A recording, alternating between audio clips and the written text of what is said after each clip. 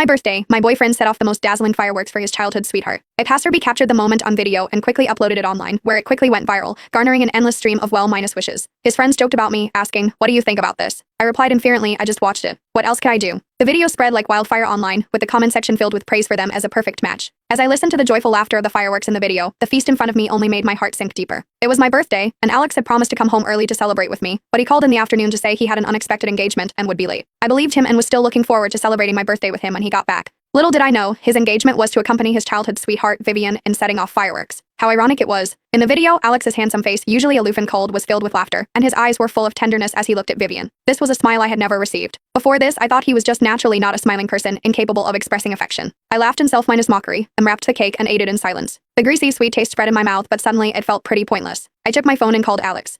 He answered quickly, and his voice was as cold as ever. "What's up?" As he spoke, I could clearly hear the sound of fireworks in the background. After a 2-second silence, I swallowed the cake in my mouth and asked calmly, "Where are you?" "At the office." "What's the matter?" He seemed to have moved away from the riverside, and the sound of fireworks was gone. His voice was still calm, showing no signs of the panic one would expect when lying. I glanced at the video on my tablet and felt even more disinterested. "Let's break up. You're making a fuss again." I sneered. "Browse the videos online more often, Mr. Internet celebrity." With that, I hung up the phone. Since I had proposed the breakup, I shouldn't stay at his place any longer. I looked at the untouched dishes on the table, got up, and went to the kitchen to find some containers to pack them up. Then I packed my belongings and took a taxi back to my small apartment, which I hadn't visited in a long time. Finishing all this, I took a taxi back to my small house that I hadn't visited in a long time. After I graduated from university, my parents bought me a small apartment in the city. After getting together with Alex, he always said that our homes were far apart, and it was troublesome for us to commute between them, so he asked me to move in with him. Actually, the distance between these two houses was just the distance between him and me. We looked close, but our hearts seemed to be separated by the Pacific Ocean. Back in the long-lost small house, I tittied up simply and went to bed after washing up. The next day, I found only a few messages on my phone. "What's the matter with you now? Come back when you've calmed down. Don't be too willful." It seemed he came home last night and found out I had moved out.